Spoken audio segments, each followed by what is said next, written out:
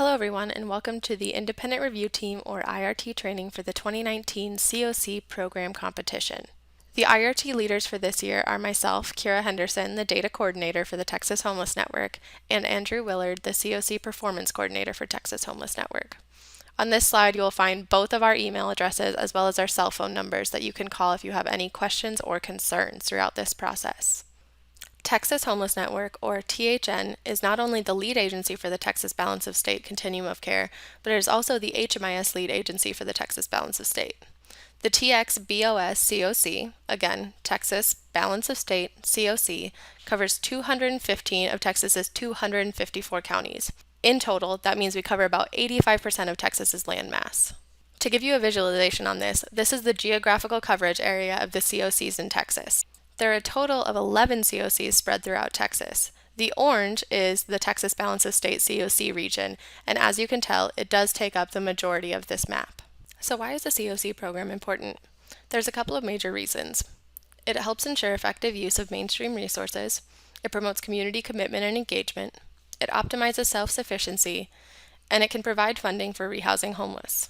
Texas Homeless Network leads the application process for the HUD COC funding opportunities within the Texas Balance of State COC region. Here is a visualization on the major players within the COC competition. It first starts with the project applicant who submits their project application. The COC lead agency then reviews those applications and submits them to the Department of Housing and Urban Development, or HUD. HUD then makes the final determination about which projects are funded. Here's a basic timeline of the COC competition process. It started with THN staff drafting the RFP, application, and evaluation, which was approved by the COC board. THN staff then posted materials, held trainings, and provided technical assistance to project applicants. Now that project applicants have submitted their applications and THN staff has reviewed them, we will be sending those to the IRT to review and score. After all applications have been reviewed and scored by IRT and THN staff, then THN staff submits a consolidated application to HUD. Here is the list of homeless policy priorities and program highlights defined by HUD. Number 1, ending homelessness for all persons, which means that COC should identify, engage, and effectively serve all persons experiencing homelessness. COC should measure their performance based on local data that consider the challenges faced by all subpopulations experiencing homelessness in the geographical area. They should also have a comprehensive outreach strategy in place. Number 2, creating a systemic response to homelessness. COC should be using system performance measures such as average length of homeless episodes, rates of return to homelessness, and rates of exit to permanent housing destinations to determine how effectively they are serving people experiencing homelessness. Additionally, COCs should use their coordinated entry process to promote participant choice, coordinate homelessness assistance, and mainstream housing and services to ensure people experiencing homelessness receive assistance quickly and make homelessness assistance open, inclusive, and transparent. Number 3, strategically allocating and using resources. Using cost, performance, and outcome data, COC should improve how resources are utilized to end homelessness. COC should review project quality, performance, and cost effectiveness. HUD also encourages COCs to maximize the use of mainstream and other community-based resources. Number 4, using an evidence-based approach. COC should prioritize projects that employ strong use of data and evidence, including the cost-effectiveness and impact of homelessness programs on positive housing outcomes, recovery, self-sufficiency, and reducing homelessness. Number 5, increasing employment.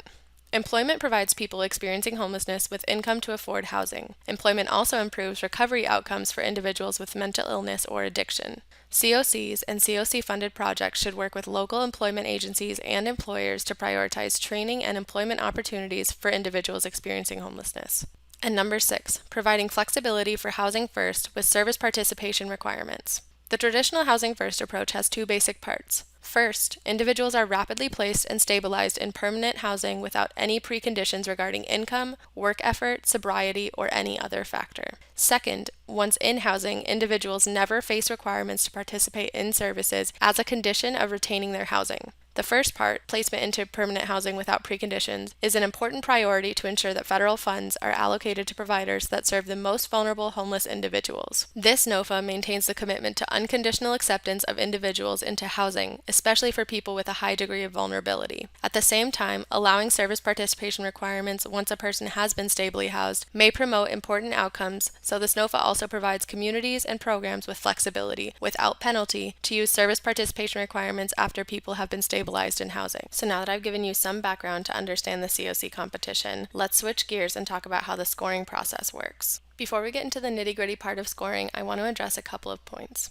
It goes without saying, but we want to make sure everyone is on the same page at all times. First and foremost, we want to make sure that you are being fair with the scoring process. Once you receive your project assignments, please let us know immediately if you have any conflicts of interest. If at any time you feel that you need to speak with one of our supervisors during this process, please feel free to reach out to Kristen Zakor at kristen@thn.org. Another expectation of all of our IRT members is that you are timely. We can't stress enough how important it is to make sure you all meet the deadline we request. Since THN has to make sure that all of the projects are ready to go and we have time to do our final review, we need your help with sticking to the deadline. Another huge piece that we're asking you to do is to communicate. If you have any questions or concerns, please do not hesitate to call or email myself or Andrew. All questions are good questions, and we are here to support you throughout the entire process. We couldn't do it without you. Here's the 2019 fiscal year COC program IRT schedule. On August 27th by 5 p.m., you'll receive a link to this pre-recorded training as well as an attached quiz to test your knowledge of the process. You will have until September 3rd at 5 p.m. to watch the short training video and complete your quiz.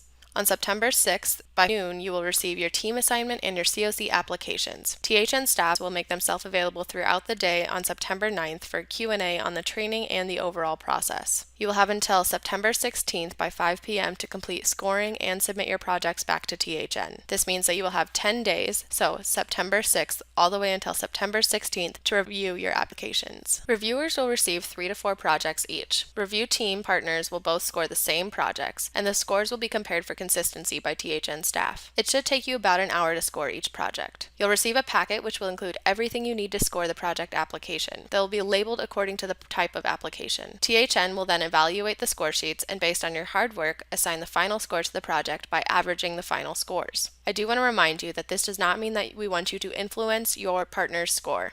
We do not want you to change your responses based off of what your partner did. However, please use them as a resource if you have any questions or need any guidance. There are 4 separate tools we have created for scoring. There is one tool for the new permanent housing application to fund permanent supportive housing, PSH, or rapid rehousing projects. There's a tool for new supportive service only coordinated entry, or SSO-CE projects. There's a tool for renewal application of projects that is currently being funded. And there's a separate tool for expansion applications for projects that are currently funded and hope to expand their activities. For each project, you will receive an application packet that contains the project application, the associated competition scorecard, the supplemental project narrative, also known as the SPN, and the SPN scoring legend. IRT teams will review the descriptive elements of both the project application and the supplemental project narrative questions which applicants have filled out. The project applications are created by HUD and have been reviewed by the THN staff for threshold compliance and quality review already. The supplemental project narrative section enables projects to dive deeper into their proposed or current projects and communicate their project's compliance with practices and innovative approaches. The questions asked by the supplemental project narrative are tailored to the component type and funding source of each application, as is the supplemental project narrative scoring legend. For example, a new rapid rehousing project applying for funding through the domestic violence bonus has been asked different questions than an expansive permanent supportive housing project. The legend will assist to inform you of how high-performing and well thought out the projects would answer those supplemental project narrative questions. If the IRT decides not to award full points to a given question, members must provide reasoning within the reviewer notes section of the question. I will show you this here in a bit. Once you have completed going through all of your applications, please attach the completed Excel spreadsheet to an email. Include your name in the file's name. For example, if I was reviewing the City of Longview, I would do City of Longview _ my name, Kira Henderson. Then send that email to irt@thn.org. If it makes you feel more comfortable, you can also include myself and Andrew in that email. Our email addresses are our first name @thn.org. I will call you if we have any questions that we need to follow up on. Now for the remainder of this presentation, I'm going to walk you through 3 of the application tools. I will not be showing you the new SSO-CE tool because only one of those applications was submitted, so only one IRT pair will be going over those. If that IRT pair has specific questions about that tool though, please feel free to reach out to irt@thn.org. Now let's switch gears. When you received your assigned applications, you will have 3 attachments in there to download. There will be one Excel file and then 2 separate PDFs. One will be the project application and one will be the supplemental project narrative, or the SPN. I would recommend that you open first the project application and then you open the attached Excel spreadsheet. The Excel spreadsheet will have the scoring criteria for both the application as well as the SPN. The reason I recommend starting with opening the project application is because there will be information from this project application that you will need at the very top of your scoring sheet. For this very first example, I'm going to walk you through a new project. This new project is Christian Community Action. Their project name is Rapid Rehousing and Rescue Services. Now I'm going to switch over to the score sheet. Here's what your project score sheet will look like. These are all going to look a little different depending on the component type that you are reviewing. The very first thing that I would request that you do is fill in the applicant name, the project type, and the reviewer's name. Here's what a complete top portion of this form looks like. The applicant name and the project name were taken directly from the project application I just showed you. Please ensure that you are copying it exactly, as that way we can keep consistent throughout all of the materials. There will be a few different ways that we help you identify the project type. The easiest way, though, would be to look at the second tab in this Excel file. This second tab, which is also the SPN scoring guide, will have a title related specifically to that component type. So on here you see NRRH. That means New Rapid Rehousing. If it was a new PSH project, this would say NPSH. In the email that we send you with your applications, we will also identify the project type next to the name in order to assist you. The project type is also spread throughout the project application as well as the SPN. If you ever have any confusion or have any concerns that you have incorrectly identified the project type, though, please feel free to contact IRT@thn.org or use one of our cell phone numbers that I showed you earlier on in this presentation. Before I get started on actually demonstrating to you the process for review, I do want to let you know that throughout this training I will not at any point designate points to this project. The reason behind that is because I do not want to influence the pair that will be reviewing Christian Community Action. I will give you some brief tips and tricks on how to correctly navigate throughout this process, but please know that I will not tell you how many points to designate towards each component type. So let's go through question 1. Question 1 is related to the experience of the applicant and potential subrecipients. If you look right below the question, you'll see this reference. This reference number says Project Application Questions 2B-Q1. That means that you're scrolling down within the project application to section 2B and you're looking over the information under Q1. So let's go ahead and do that.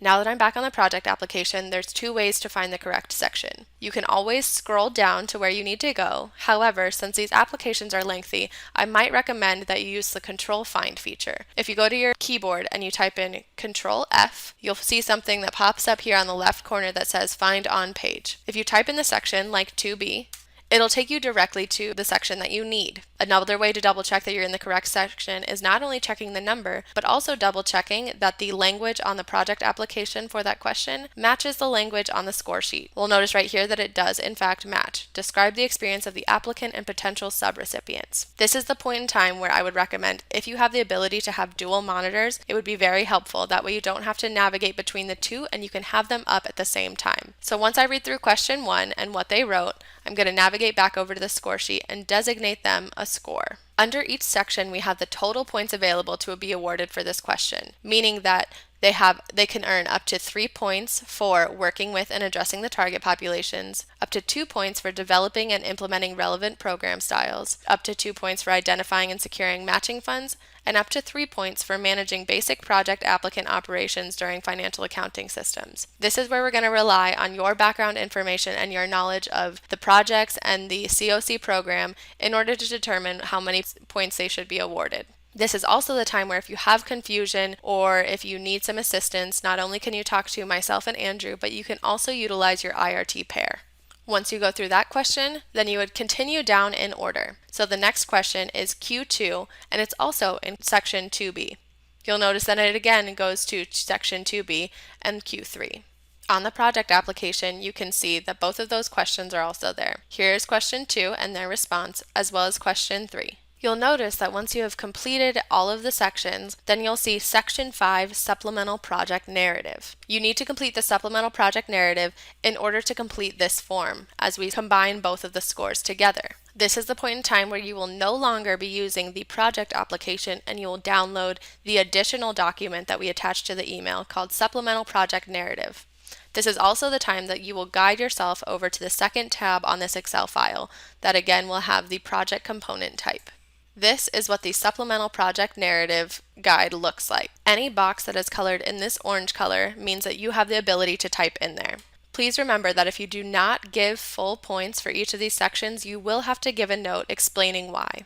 Please be as detailed as possible. Here is what the supplemental project narrative, or the SPN, looks like. You'll notice, very similarly to the previous example we went through with the project application and the attached score sheet, the question numbers will also match up to your SPN score sheet. Meaning that for question 1, what year was your organization designated by the IRS as a nonprofit entity or other eligible applicant designation? You'll notice that this applicant identified that it was in 1973. So if we navigate back over to the SPN, you would then have to calculate whether the organization has been functioning for 5 years, and then 1 point for every additional year for up to a total of 5 points. Once you have that identified, then you can continue to the next section. Question 2 is, within the last 3 years, please list any federal or state grants other than COC grants which your agency has executed as the recipient or subrecipient.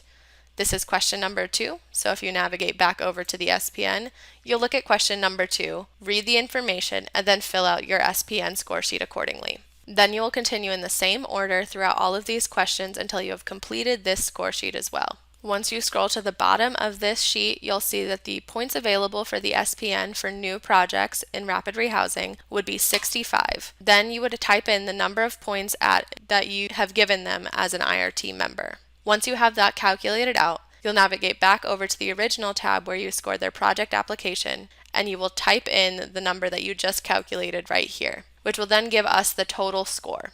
Once you have filled in all of the orange boxes on both this score sheet and the SPN score sheet and you've calculated the total score, then I would recommend that you resave this document as the organization name _ your name, and then you can email that over to irt@thn.org. As I said earlier, we have separate scoring tools depending on the component type that you're reviewing. So now I'm just going to briefly show you the other scoring tools that you will see. Now on the screen, you'll see that I have the TXBOS COC Renewal Permanent Housing Project IRT score sheet. Something that you might notice that differs between this and the example we just went through is that you actually only need to score the supplemental project narrative for a renewal. That is because the new project application offers applicants the most descriptive possibilities, so IRT members needed to review more information than they do for the renewal app.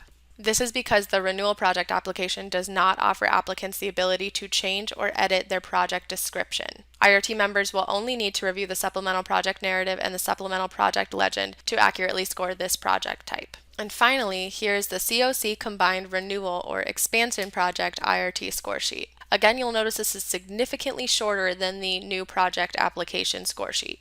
The renewal project application for an extended project offers the applicant the ability to change only their project description. IRT members will need to review the project application with the combined renewal expansion score sheet, as well as a supplemental project narrative with the supplemental project legend to accurately score this project. These combined applications will communicate what expanded activities or participants the application hopes to add to their current project if they were awarded funding. Very similarly to our first and second examples, you will again need to refer over to the supplemental project narrative legend and score that based off of the attached SPN in order to get your total score and submit this completed application. While the supplemental project narrative has different questions depending on each component type, it functions the same way throughout. In all of the orange boxes, you have the ability to type in. If you do not award full points for each of these sections, please document your reasoning for why, and please be as detailed as possible.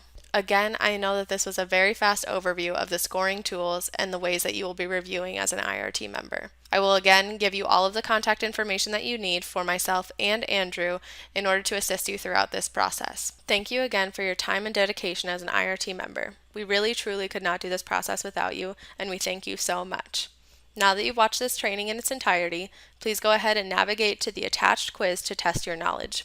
You'll need a 70% or higher to pass, but do not worry, you can take the quiz as many times as you need to. If you still have questions after that point, you can always reach out to irt@thn.org. You will receive your applications on the 6th, and we will make ourselves available all day throughout September 9th to help with any questions or confusion that you still may have. Again, we are here for you, and we are here to help and support you in any way that you need. So please do not hesitate to reach out. Thank you so much, and we're looking forward to working with you.